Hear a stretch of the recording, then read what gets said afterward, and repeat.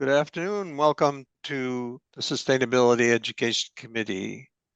Our presenters are Amy Van Loo and David de Celis. They are registered architects and active educators who believe in a balance between academic, professional, and community engagement that provide limitless resources of inspiration for their design work and research in technology and materials. Amy and David have collaborated for over 10 years. In 2016, they founded DCVL Design, a 100% minority women-owned office and certified MBE, and have been honored by the U.S. Department of Energy with the 2021 Housing Innovation Award for their zero energy home in Wilton, New Hampshire. Amy received her MA from Boston College and Master of Architecture degree from Boston Architectural College. She's worked in the design field for nearly 25 years. Her career has incorporated passive house, zero energy, and lead strategies in educational and residential projects. Amy has spent over 18 years as an adjunct faculty at the BSA and Suffolk University, teaching studios and sustainable systems courses. In 2016, she was awarded the Boston Society of Architects Award for Excellence in Teaching. Her background in political science and architecture has led to a passion for integrating sustainable practices, social virtue, and inclusive design. David earned his Bachelor of Architecture from the University of Miami School of Architecture and Master of Architecture from the Graduate School of Design at Harvard University. Having taught in Miami and New England, he currently teaches studio, systems, and material courses at the Rhode Island School of Design. His work focuses on the interrelationship between architecture, the arts, and design through the lenses of history, sociocultural, and socioeconomic considerations, seeking to better understand the evolution of our relationships with natural and built environment. David has practiced for over 30 years, collaborating with many teams, clients, and stakeholders on successful projects throughout the U.S. Welcome, David and Amy. Thank you. Thank you so much, Jeff and Esther, for giving us this opportunity to put our thoughts together. Hopefully, we'll be cohesive and comprehensible. Let's go ahead and just dive right in. We also, let's see, we are sharing screen here. We also want to thank Mark Ruka-Matthew, a colleague, former colleague of ours from the Boston Architectural College. This talk that we're about to share with you all is in part based on a template from a session that we had with Mark's professional practice course at the BAC a few years ago. We also want to acknowledge the lands of the peoples from where we're zooming right now in Somerville. It's the Massachusetts, the Wampanoag, and the Pawtucket. In a nutshell, these are the learning objectives, the 4 bullets that you see here. The last one at the bottom, of course, being the health, safety, and welfare component that we'll be expanding on with some of the work that we'll be sharing with you in a moment. But really, let's go ahead and talk a little bit about part of the title, the operative word being regenerative. And this has been a fascinating exercise for us to kind of flesh out all the different ways that one can think about this word. And by all means, I encourage you guys to start taking notes and thinking about what regenerative means to each of you. And that might make sense by the time we get to the end of the talk where we talk about advocacy and volunteerism. But if you zoom way out and you look at the boilerplate definition of a regenerative approach, it's really could be summarized as regrowing or renewing something that's being damaged, that has been damaged, or that is on at the fringes of being lost. Being transdisciplinary and encouraging a transdisciplinary approach to design and to academic endeavors. We also wanted to look at what regenerative means in a few other disciplines, right? So in terms of agriculture, there's this sense of stewardship of the land. I have also taught in the RISD Landscape Architecture Department, and this idea of stewardship is very important there, as well as bio-sequestration, which dovetails beautifully with a lot of the efforts these days in architecture with embedded carbon. The Mayo Clinic has some fascinating information on their website in terms of what regenerative means in the practice of medicine these days. And who knows, maybe some of you have relatives or you yourselves have recently undergone some kind of holistic treatment. And it's fascinating to me to see how in North America, medicine is really merging West and East medical practices a lot more in the last 3 or 4 decades for a more holistic approach to well-being. And also, again, blurring the boundaries here a little bit in the INTAR department, Interior Architecture department at RISD, where I teach, there's 2 threads. There's adaptive reuse, and then there's the E&E thread, which stands for exhibition and narrative environments. The banner that you see on the right is from the Time on Earth exhibit that's currently at the Peabody Essex Museum. I believe it's there for about another month. If you haven't seen it, please try to head over to the Peabody Essex Museum if you live in the greater Boston area, New England. It's really worth it. But this idea of a holistic approach to land and learning from indigenous communities and the way they work with the land is something that it's really inescapable these days in so many of the cross-disciplinary exhibitions that you go to in our finer museums. What you might be more familiar with, of course, is the idea of regenerative within design itself. It is basically kind of a timeline. I like to think of it, the responsibility, the resilience to the regenerative, starting with our sort of typical understanding of how we build and impact the environment with the negative sort of thing, all the way up to hopefully making a positive impact, which is what we're considering regenerative within design. So just a quick slide about us. If you really want to read every line here, I suggest to take a screenshot. We won't read everything here, but we still are a rather small firm. We try to keep things as streamlined as possible. And that is, our growth is slow, and that is by design. We do have interns at least once a year right now. And you see a couple of those DCVL graduates down at the bottom, Kaylee and Joshua, who were magnificent last year. We've got to add our most recent intern to this slide soon. But Amy and I are involved in just about every project, if not every project. This is, if you go to our website, every firm has some version of this, right? So it's your different market sectors. We have a variety of work that we like to focus on in terms of our past experience and what we offer up as expertise to our potential clients.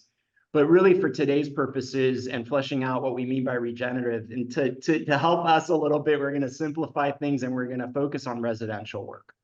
Of course, those of you that are practicing and have practiced know that there's a little bit of influence in crossing the boundaries. If you work in higher ed, dormitory work for higher ed, again, is a type of residential work. So one of the projects that we'll be showing with today is a multi-unit dorm study that we did for Tufts. These are the projects, these are basically the footprints, if you will, of the projects that we're going to be discussing. And to Esther, to your point earlier on when we were gathering for the Zoom, the very first thing we're going to do is we're going to talk to the image on the lower left, which is the history of the office and how we designed the office to embody this idea of regenerative, right? So regenerative sometimes isn't just a built thing or an attitude towards actual objects in space and time, but it's also about our ethos and our mission and our vision. And then the 4 other projects that you see are built projects that we'll be discussing. So let's start off with 561 Windsor, which is our office space where we're zooming from today. And we're calling this a work from home alternative for a reason you'll see in a moment. Amy and I first met when Amy was a thesis student at the Boston Architectural College. That was their logo that you see there in the center at the time. It's changed a little bit since then. At the time, I was a middle management designer at Coleman McKinnell & Wood doing my internship and getting ready to sit for the registration exam. And Amy was doing thesis and everything else, working at Livermore Edwards and Associates. So that's kind of where we started at 2006. And by 2008, where were we really? David and I were always in touch. Our family started to grow. And we both ended up leaving the firms we were at. And to be completely frank, as freelancers, it was wonderful in one sense. But we had discovered that having a burgeoning family and teaching and working at a firm the way that it was traditionally set up was not doing it for us. It was really not, we didn't know the term regenerative then, in all honesty, but we knew that it wasn't healthy for us, that it wasn't a great work-life balance. And so we had a number of discussions about that. Like, what can we do? And we came together to work on a project in 2007, 2008, doing a fit out for Arab Engineering's headquarters here in Boston. And it was a fabulous experience for both David and I, right, to actually be fully working on a project together. We ended up getting, this was a LEED silver project, which was very exciting as well, given that we had done some LEED work before, but not really on our own. And a lot of credit needs to go to the Arab engineers. It was wonderful to work with them. I had met them while I was working at KMW and stayed in touch with them. So this idea of a network and relationships, I think, feeds into one possible approach or definition to regenerative or being regenerative. But we were able to work with them, and they helped us out a lot with the paperwork for the LEED paperwork on this project for sure. But we did always, even before it was an issue in terms of LEED, we were very interested in the idea of sustainability. All the materials chosen here were very careful with this idea of responsible sourcing in mind. But we did start to notice certain, I don't want to call them shortcomings, but certain things that LEED didn't cover that we were hoping we could. And so this was kind of a test one. We did, to that point though, we did get a lot of LEED credits on this project for the FF&E as well, for the furniture, fixtures, and equipment, as well as the finishes, and of course the mechanical systems and the performance. A shout out to Tom Secondo, who was the engineer at Arab at the time that helped out with coordinating a lot of that. And this is another way that we got some LEED credit, was introducing some biophilic elements. This, keep in mind, this is 2007, 2008. So this is well before Terrapin published their 14 patterns of biophilic design, which was published much later in 2014. And I think it speaks to a little bit to our background, our shared background. I grew up in South Florida. My dad was a horticulturalist and dabbled a lot in garden design. And this idea of bringing nature into onto the inside by the exterior envelope just was a natural for me. It turns out my father worked for Deering for a short while, and Emily's dad worked for Deering. So there were all these kind of funny coincidences that came through in terms of our shared aesthetic and our priorities. That project was fabulous in so many ways, and we didn't get a lot of projects at that scale for a while. So we were both working from home, Amy in a 40 square foot space, and I was in a 65 square foot space. I was purposely behind the bedroom master, the bed, because I couldn't be in the kitchen. I'm too much of a foodie. Amy somehow pulled it off with her 40 square foot space right next to the kitchen. But we really started to outgrow the spaces that we were in, and we were starting to really yearn for doing more of these mid-size scale projects and potentially bigger projects. So I got the AI book by Perkins and Will and Peter Piven, and really started looking at different things we could do to possibly establish a firm that could chase bigger work. And that's when Amy and I got together for coffee right across the BAC on Newberry Street and started coming up with concocting this plan to put all of Perkins and Will's good advice to action. And we came up with a series of visioning exercises, the SWOT analysis, which stands for strengths, weaknesses, opportunities, and threats. Yeah. Threats, by the way, has a positive aspect, which is really just kind of understanding how you coexist in an economic environment with competitors, right? And how you can position yourself in the most optimal way. So we went through that. We also looked at the finances. We've done all this without taking any loans, by the way. So we did not want to go into debt to fulfill our vision. And we didn't want that pressure put on us and our families. And then we started drafting up the partnership agreement, in part with recommendations from the Perkins and Will book and a lot of templates to help us craft a partnership agreement that really reflected what we were trying to do, which was rather unique. This sums up our mantra for the office. It's balancing design, academics, and volunteerism. And we really pride ourselves on creative, innovative, flexible spaces for the ways we live, work, and learn. This is how we present that idea these days. As of late, the image that you see faded out on the left is a design project we did for a charter school on their middle school campus. The image that you see on the right are our youngest advocacy learners. Those are students from the same charter school that are in kindergarten. And we had how many groups of 20? Like we had 5. We had a lot of little kids running around. It was wonderful. We had them circuiting through the office. They'd come in one door, come into the conference room, and then we'd exit with them looking at models via the other door. And the image that you see in the center is a biopolymer assignment from my class at RISD, exhibited here in our department, and then later on in the museum. So again, those are kind of the foundations of the vision of the firm. So we want to talk a little bit now about the physical space that we're zooming from today. So we are located in Somerville. We're right off of Union Square. And the goal was we really wanted to find an office space that fed into, again, we maybe weren't completely cognizant of this term regenerative, but something that would be within this healthy balance that we wanted, that would deal with issues of equity and social justice as well.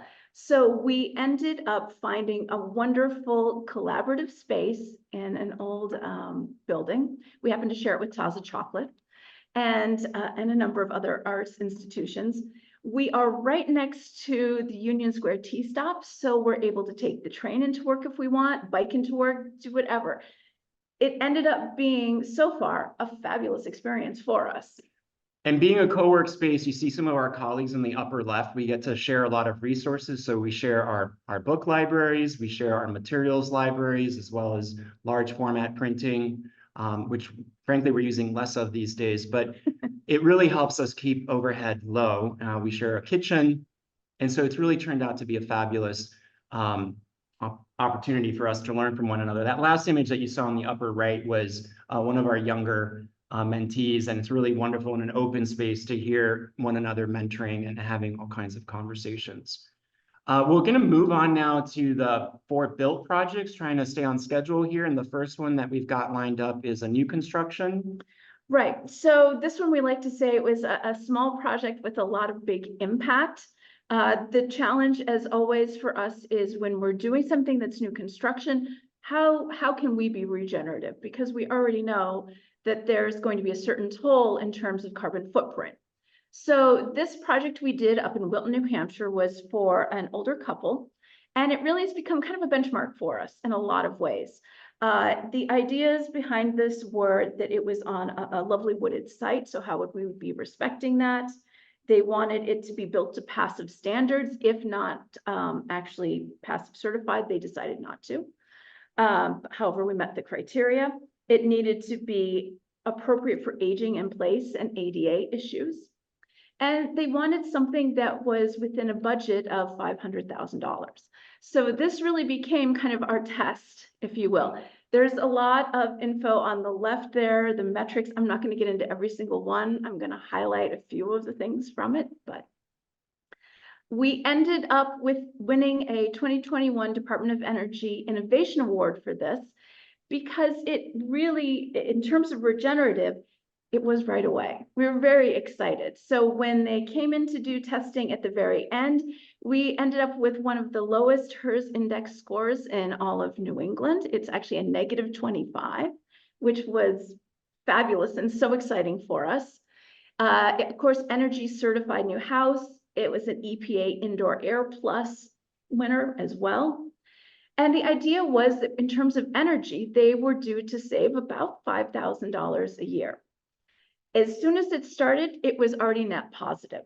And I have a few current metrics. There we go, thank you. So in March of 2024, the energy they generated was 470 kilowatt hours. Their March electric bill is actually negative $1,192, which is pretty fabulous. Since it was built in 2021, their lifetime energy that they have generated is 51 megawatt hours. which is, I think, amazing to me. They were projected to save about 68% from a 2009 IECC baseline, and we've actually gone past that, which is wonderful. Again, as of the final build date of 2021, the carbon emissions saved is almost 80,000 pounds, and the equivalent for trees is almost 60. So one of the things I'd mentioned was that we really wanted to think about siting. We were lucky in that the owners had purchased this plot of land up in New Hampshire that had a connection to existing utilities. So we did not have to do a lot of excavation work in there other than just test pits to make sure that it was suitable. It was a very heavily wooded area. So we wanted to come up with a plan for the least invasive clearing that we could, yet still provide them with enough area that they were getting their solar for their PVs. On the bottom right and on the bottom left, you can see some of our ideas. There were trees that were marked that weren't going to be touched regardless. There were certain south area zones where we took out a few trees, but not too bad. We also managed to use minimal impervious covering on the site, only a small amount of driveway, and a lot of it is drive over grass. And we improved the actual existing site drainage. It was kind of a dumping ground for all the neighborhood runoff. And we reworked it, and that area that you see on the top right now is actually really flourishing with some local flora. In terms of on-site construction, we ran into some interesting stuff. So initially, if you remember, the budget needed to be $500,000. We looked at modular originally, like with EcoCore and Benson Wood, and it was simply too expensive. So we, along with a really fabulous GC, decided to really invest in local manufacturers, local crews, and keeping the size of the crews lower. On the right, you can see our EPS frost wing that went underneath the slab. And that was actually made by a company in New Hampshire. So it was only a few hours away for delivery. We ended up with crews that happened to live nearby and a GC that was in the same town. And so travel was minimized that way. And this was during COVID. This was during COVID, so maybe it was a good thing it was a small crew. We would have been limited anyway. In terms of what we ended up doing on the right, you'll see there's actually a little video that's going to be playing. We wanted to design walls that were passive house walls, but that could be done by an unskilled crew, ones that were only familiar with stick framing, which we did manage to do quite effectively. What we ended up doing is framing all the walls flat on the ground. It did speed things up. It did make things a little bit easier for a smaller crew. And then the walls in and of themselves were lifted upwards with the crane, all within a few hours. On the right-hand side, you can see that going up. That's our south wall that was coming up. A big concern. COVID really brought this to the forefront, but the wonderful thing about passive house is that it does pay a lot of attention to air and healthy air systems. We ended up putting in a terrific ERV system with a MERV 8 filter that the owners claim really helped keep the COVID at bay. I don't know if that's scientific, but they claim it. We ended up with a Mitsubishi ducted mini split heat pump system, very small and very effective. Obviously, they had a PV array that would help them offset all of this because, as I said, they're net positive, as well as EV charging for their car. We utilized thermal mass concrete floor.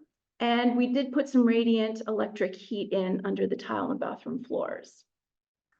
One of the things that we really love, though, about this project is not just all the lovely sustainable or regenerative elements of the construction, but the planning part for aging in place. So for the couple, this was really paramount. This house has 0 thresholds, none, anywhere, indoor or outdoor. All the doors are 3 feet wide. All the corridors are wide enough for either a walker or a wheelchair. Right. There's lots of thresholds in the house, but there's no elevation changes at any. Correct. No inset thresholds even. Right.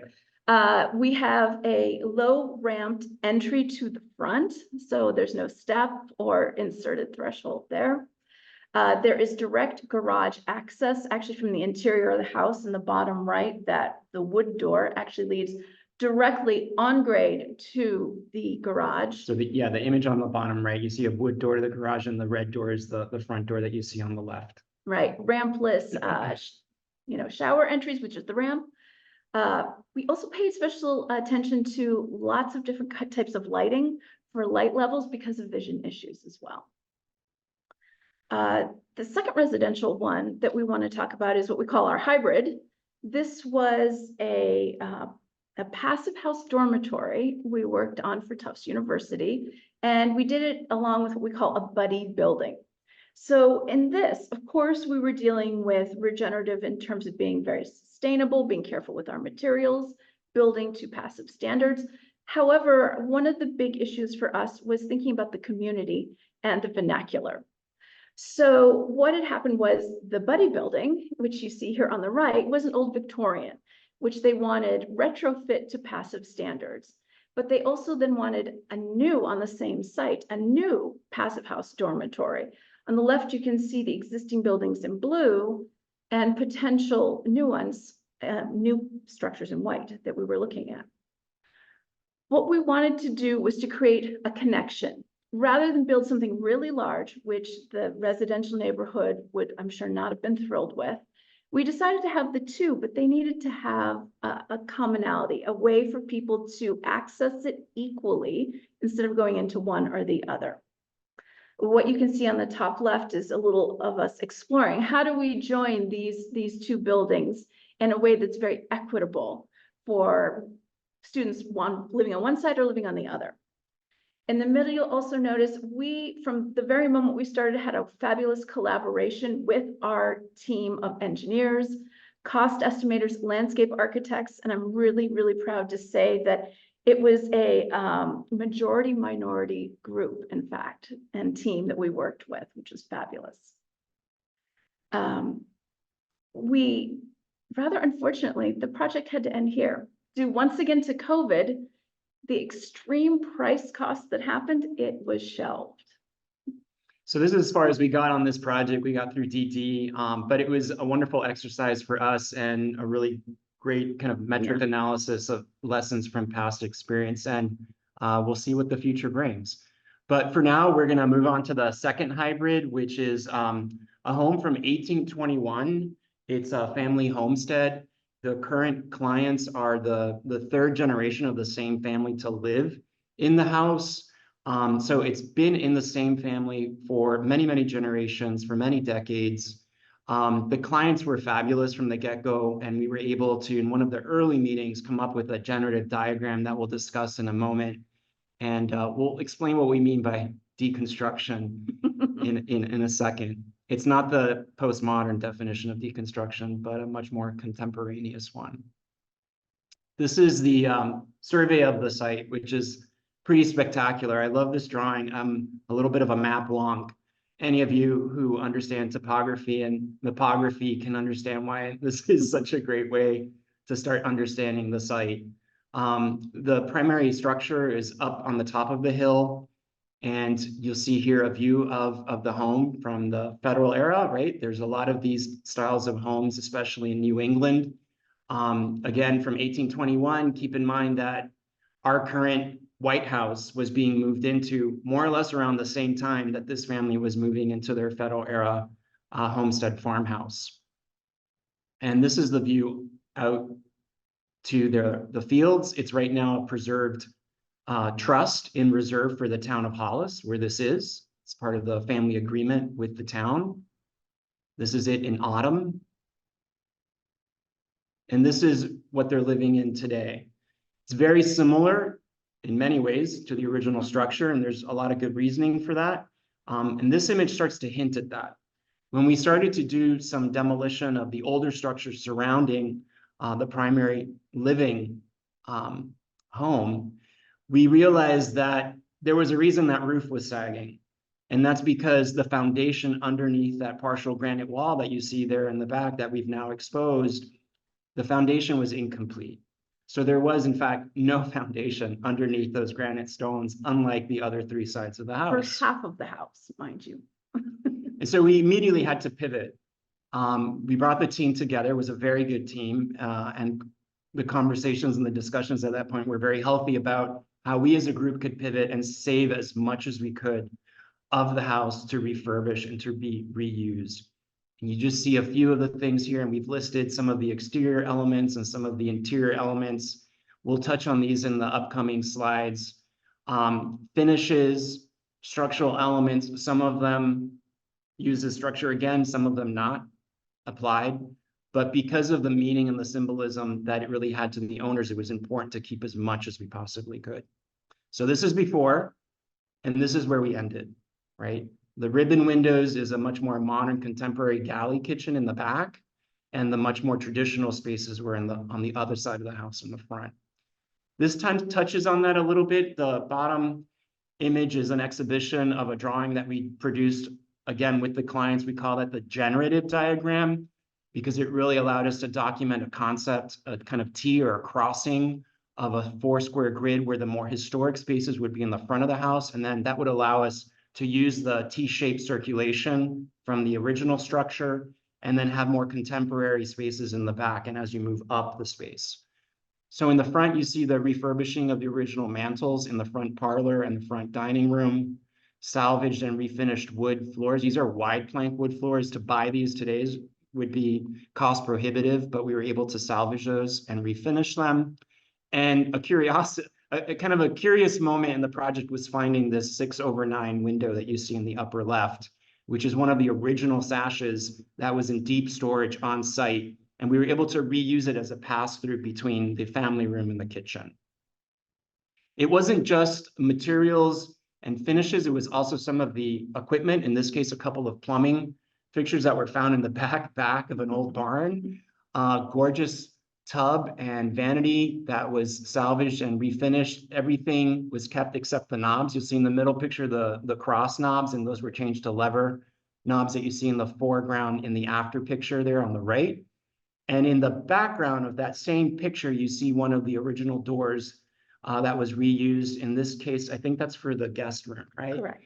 This is a Jack and Jill bathroom. You could enter from the guest room and one of the children's bedrooms. And that door has a beautiful patina to it that really embodies kind of the history of the home. We also wanted to apply a lot of our lessons. This is a family that is very cost conscious, right? They got 3 boys, a big house, multiple cars, a lot of cost for education and just living these days. And so we wanted to save money and use money and invest money as wisely as possible. And this is where we put some of those lessons from the Wilton project to use, deploying some multi-unit ERVs and a multi-unit Mitsubishi air heat pump for heating and cooling, as well as triple pace casement windows that tried to emulate that 6/9 as best as possible. And then last but not least, we've got our 226 Windsor Street project, which we're calling a strategic renovation. This is this project is last for a couple of reasons. Number one, it's a smaller project, but also it's a transition to the portion of this talk that has to do a little bit more with academia. We've worked with this building so long that I've actually incorporated it into my materials lectures at RISD. And this is where I do the unit on wood. And, there's another nice relationship to the previous projects. A lot of the work we're showing you today, for the most part, is wood frame. And whenever we can save existing wood frame structures, we really kind of go out of our way to do it. It also is indicative of another trend that we've seen as practitioners, is that a lot of families these days, as they grow, are having trouble and really need to rethink their options when it comes time to move, potentially. If the family grows too much, do you remodel or do you move? And for many, many families, this idea of moving is cost prohibitive, in part because of inflation, interest rates going up. And we've been asked by a lot of clients, we've actually found ourselves in the odd position of having to say no at some points. But this project was a really interesting project to work on. It was a repeat client. We did some work on the lower floors. This unit is the 2nd and 3rd floor. And it really allowed us to see what we could do with minimum amount of demolition. The other overlap with academia here is, again, teaching at NCARB, where for adaptive reuse, one of the lessons we try to impart to our students is sometimes it's easy to do too much demolition. And if you really kind of rein in the demolition, there's actually quite a bit you can do. In this case, you see in the plan on the lower left, we basically got rid of 10 linear feet of wall and opened up a bedroom that was adjacent to the kitchen, not the best. And we were able to give the clients a kind of great room combining dining and eating kitchen for entertaining, which was one of the priorities they wanted the house to serve them better as their kids were transitioning off to college age. And then for guests and for the kids that are still living at home and when they come back, getting rid of the chimney and adding a dormer allowed us to build a guest bathroom and a couple of bedrooms up on the 3rd floor. Like I said, we've been working with this house quite a bit, so we've researched the period and we've documented our lessons learned from this. We've got a post up on LinkedIn. If you follow us, you'll see that in terms of what to keep, what to adapt, how to do that efficiently. And we went a little wonky and did all kinds of research during COVID. At the very beginning of COVID, we actually drafted up an article on this home in terms of the flexibility of Queen Anne and Victorian style homes that are ubiquitous up here in the greater Boston area. And this is published in the peer-reviewed journal Interiority. It includes some really interesting documentation from the Victoria and Albert Museum on all kinds of drawings from this period, but also from colleagues and friends that are near and dear to us. This drawing that you see on the left is from a colleague of mine that went to the same alma mater, Kevin Storm. And Kevin was documenting this tradition of wooden vernacular across the US. In this case, how wood that was milled in New England actually went down the Flagler Railroad track to Key West.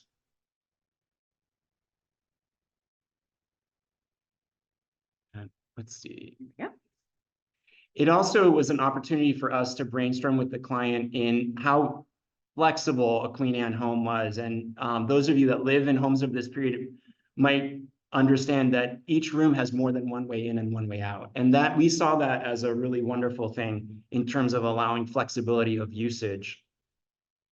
Looking at the transverse section and wrapping up 226 Windsor, we wanted to also talk a little bit about the metrics.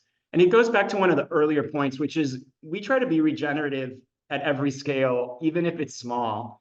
And sometimes small moves can make a big difference. While we don't have the same metrics for this that we have for Wilton, and this isn't a passive house, it's just nowhere in the ballpark for this family in Cambridge, it's already saving money just by taking what they had before, the Toyotomi unit, portable unit, which was a real energy hog, and replacing that with the system that you see right next to it, an electric split mini ducted unit. We're already in just half a year. We still don't have a full year metrics on this because they just got their occupancy permit, but you can see they're saving already $128 a month. Those of you who have young families know that's at least half of the grocery bill for that week. And believe it or not, the kilowatt is cut in over half, which is pretty spectacular. It's the systems as well as insulation. So right below the Toyotomi, you'll see what we found when we demolished. There was no insulation up there. And so that was another part of the strategy. So moving on to, we've talked a lot about blurring the boundaries in terms of some of the things we impart to our students, but we want to talk a little bit about how some of this translates quite literally. So for the wood teaching unit, not only do I show them some work, but we also start looking at software for carbon footprints and embodied carbon. This is a matrix that I put together during the wood unit where students pick different species of wood for a project that they're working on in studio. So they start to learn the lessons of doing research and using carbon tracking software. Thank you, Amy, for sharing resources with me and my students. And then it's funny to see them get competitive with one another and start maybe sometimes having buyer's remorse for picking a really fancy wood from far, far away. But it's important for them to learn these lessons while they're in school. And then another teaching unit starts to get into biophilia. Jeff, this was on the card that we sent you at the beginning of the year, and I think it's part of the reason you extended an invitation to us. But starting to work with students on new materials that are on the edge of potentially starting to be used both interior and exterior. These are biopolymer materials, so they're not necessarily the best for aging on the outside, but there's all kinds of uses on the inside. And so we have a teaching unit where we get to go to the RISD Bio Lab. A shout out to Jennifer Bissonette that you see there in the upper left, who directs that lab and walks our students through this biopolymer exercise, the result of which you see there in the lower center. And these are sheets made with potato starch, gelatin, and glycerin. And like I said, Amy and I come back to the office and then we share all these success stories and possibilities with one another. And eventually they find their ways into how we talk about our work and design. Well, I mean, and it's true. The one thing that we've always really been adamant about is being able to teach. Because, you know, I think the famous saying is, you know, if you really want to understand something, teach it, right? And so for me, this idea of sustainability and regenerative design has been there for a really long time. And I think the teaching has definitely helped me apply it, obviously in the real world, but hopefully inspiring then another generation of designers. For example, I have a degree project studio at the Boston Architectural Center, and I challenge them to not use on their final, you know, ultimate project, to not use typical steel construction. Design a building, but use something else. Use rammed earth, use CLT, use something that is more regenerative, right? And not just simply in terms of materials. I'm also pushing them in terms of ideas of social justice up on the right. Sana just finished her degree and she was looking at the consumed world and talking about consumerism within it. So it's this idea of thinking about not just form, but how the form can actually reflect some of the issues we're going through today.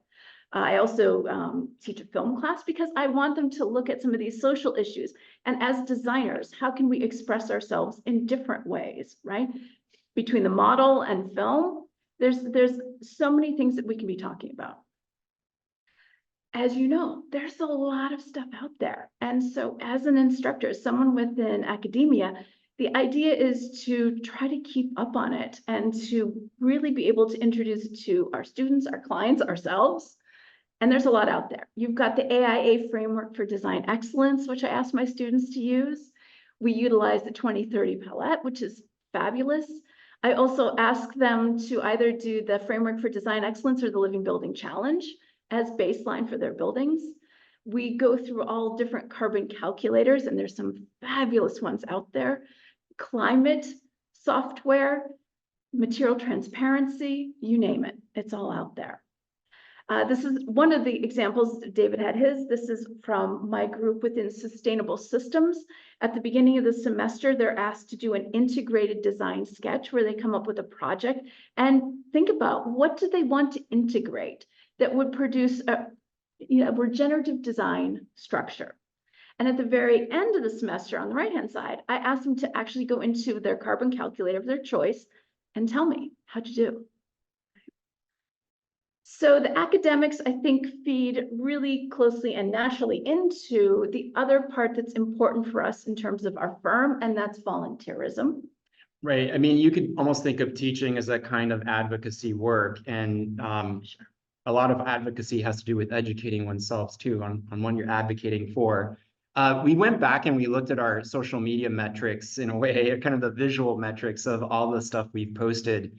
And of course, we post successes in terms of when a project is done, or in one case during COVID, when we finally found rock wool, we posted something because that was a reason to celebrate in the middle of COVID, is finding enough rock wool. But a lot of what we show are successes of our students and successes of colleagues. So we wanted to just quickly share some of that, as well as the advocacy with those pre-K kiddos on the right. There are many, many ways that we could go into some of these and give a whole other talk, but we just want to list some. And you might remember at the beginning of the talk, we mentioned thinking about how you could advocate and how you could potentially volunteer. What are some of the things that you're interested in? By the way, I just remembered that Esther and company reminded us to remind you guys, if you go to the chat, there's the link to apply for the learning credits for this. A lot of volunteerism and advocacy are opportunities to not only learn, but to get to learn about your community. And a couple of ways to do that are what we're doing right now in the knowledge community, nonprofits like the BSA. In this case, my wife is on the board for City Sprouts, and every year we go to their Dig It fundraiser, which is a wonderful way to learn about outdoor learning, kindred spirits that really care about education, and alternative approaches to education. Of course, mentoring is a huge thing, not surprising. We have had so many fabulous students come through within the ACE mentoring program, as well as some others. In fact, we just had on the bottom left a foreign student from France that shadowed me for a week, who's interested in design, which was fabulous. On the right, you can see our kindergartner visit. And sometimes, you know, again, blurring the boundaries can work to your benefit. So as our kids were growing up, we made it a point to get involved with their schools as much as we could. In my case, my son, who's got dyslexia, we had to get very involved with his IEP, and educating myself and my wife educating herself on what that meant for us as a family and where were the opportunities for him as a kind of an alternative learner. What are the strengths of dyslexia? What are the demands of dyslexia in terms of education? Allowed us to get very involved with the school in a number of ways, eventually not just for dyslexia, but eventually becoming a member of their building committee. And that led to an opportunity to do some sound acoustics improvements with our colleagues at Ascend Tech, who volunteered some of their hours with a quick visit on improving the acoustics of this mid-century concrete brutalist auditorium space.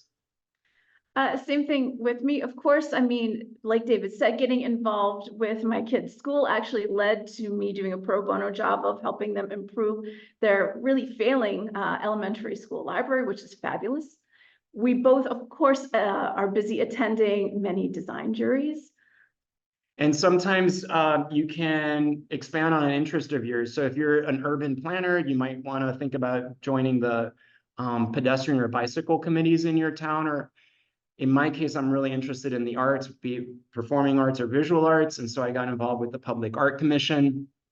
And that led to a fantastic collaboration where I was teaching at the time at the Boston Architectural College, along with the Public Art Commission. And it was such a great process that they actually asked if we would be willing to exhibit the students' work in the city gallery. So that panoramic that you see in the bottom is in the Annex Gallery here in the city of Cambridge. And we used it as the venue for our final review.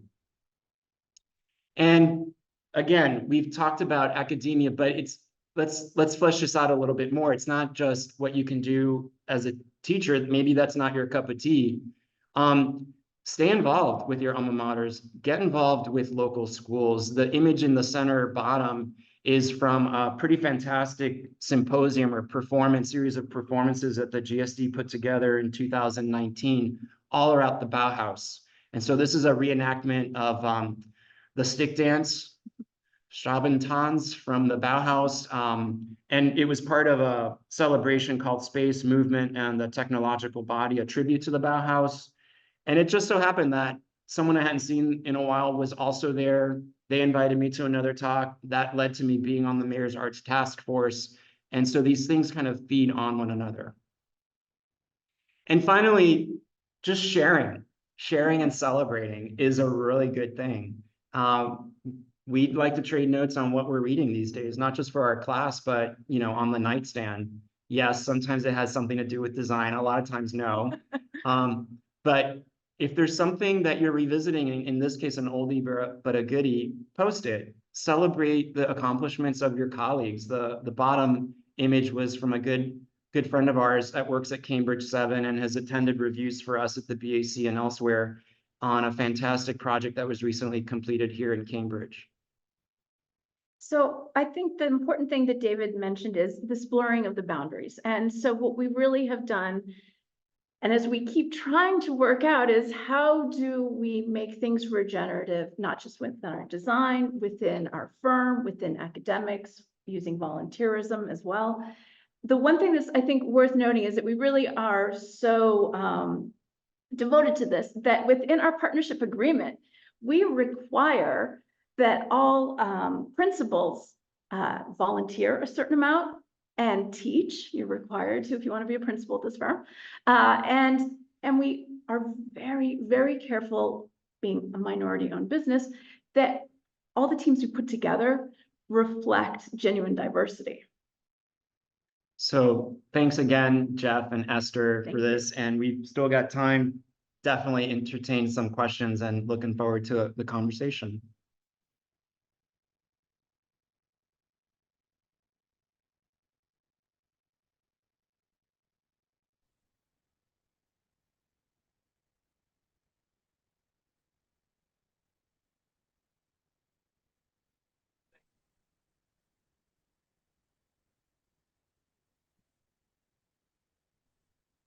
Right. Thank you, David. Thank you, Amy. This is a really wonderful presentation. Thank you for sharing, letting us know how you set up a beautiful lifestyle. That is just amazing and very inspiring. Thank you. Thank you. If we have any questions, please put that in. Please put in the questions, folks, in regards to the portfolio, the project. I do have one question.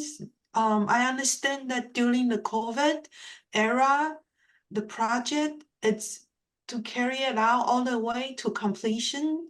It's really challenging, especially you had to work with the limited budget. And I'm sure that's not the only difficulty to handle. Also how you get the local labor and how do you get the contractor and the building material on site and carrying out the work. Can could you please tell us more about that? How do you meet the challenging of $500,000 the building budget? Because I work in single family dwelling as well, and I know how difficult it is. It's amazing that can actually be done. So for me, it's really great if you could tell us more about it. I'm sure Amy has a lot to say about that. She really ran that project day in and day out. But Esther, as you were asking me the question, I just want to quickly say the importance of communication cannot be underscored enough. We kept the lines of communication with the GC and the owners wide open. And I think that's important all the time. It was especially important during COVID, but keep in mind, let's really be honest and talk about the realities of workforces these days, and keep in mind all the suffering that we were going through COVID as a society. We had some drug abuse issues at the construction site. Some of the subs on the project had substance abuse issues, which meant that at certain times the project was moving slower than we expected. But because the lines of communication were wide open, we could have honest and frank conversations about difficult topics. And we tried to approach honesty and transparency with all our owners and GCs that way across all the projects. So I just wanted to kind of say that's one thing that applies to every project across space and time. And it's something that I think we don't say often enough. Yeah. But yeah. In terms of the technical aspects, there were certainly some tricks that we had to deploy. So I will say that we first interviewed a number of potential GCs to see if their sort of ethos aligned with ours. And we did get quite lucky in that the GC we ended up, and the clients ended up choosing, was also an academic on the side. He's a professor of environmental science at UNH, and he has a sideline as a passive house GC. And he was really willing and really wanted to take on some of these challenges in terms of meeting, well, we say a low budget, but we're saying that's a reasonable budget, right? I mean, that's an amount that an average middle class person could potentially reach for a passive house. And so he very carefully vetted a lot of the subs, I suspect he may have called in a few favors on some of the labor costs. But we did, as David said, we ran into still some problems during COVID for sure. In terms of staffing, one, because of substance abuse, two, just because of sickness. So what it really did require was a lot of shuffling of order. And that's one of the reasons we ended up doing the flat framing, was because whoever was there that day could essentially work on any part of it as we went around. And it allowed for, I want to say, a real flexibility of order. You know, normally you have your schedule and so-and-so can't come in until so-and-so's in. And so what we really did is we sat down with the GC and thought about, okay, so if all these people are out sick with COVID right now, what can we be doing to keep ourselves more on schedule? And I will say that it went maybe about 3 months over what we had estimated because of COVID. However, the budget at the end came in just a smidge higher. I think the final total was like 530. But in essence, we made it, which was a definite challenge. I see. Thank you. Yeah. Yeah, that was amazing to pull that one out. Like I know the difficulty that it sounded like a miracle. I think it may have been, Esther. That's really nice to hear you say, Esther, by the way. I really appreciate you saying that. Oh, yeah, sometimes that audience doesn't realize the difficulty that you could encounter in every aspect of the project and different kind of projects. And thank you for sharing that with us. That's actually a very valuable information and knowledge to learn, and that we can apply in our everyday practice. Thank you. Thank you for Thank you sharing. so much. Thank you. Right. We are actually just on time. Yeah, fabulous. Right. We want to thank you, David. Thank you, Amy. Thank you for sharing. It is a wonderful presentation, and thank you for letting us, for demonstrating and letting us know the wonderful lifestyles that you have. And thank you. We really appreciate that. You're welcome. Thank you so much. And now David's off to RISD. So there you go. That's our life. Practice what we preach. Yeah. Good to Thank see you both. everyone. Thank you. Thank you, Likewise. everyone. Thank you. Thank you. Hi.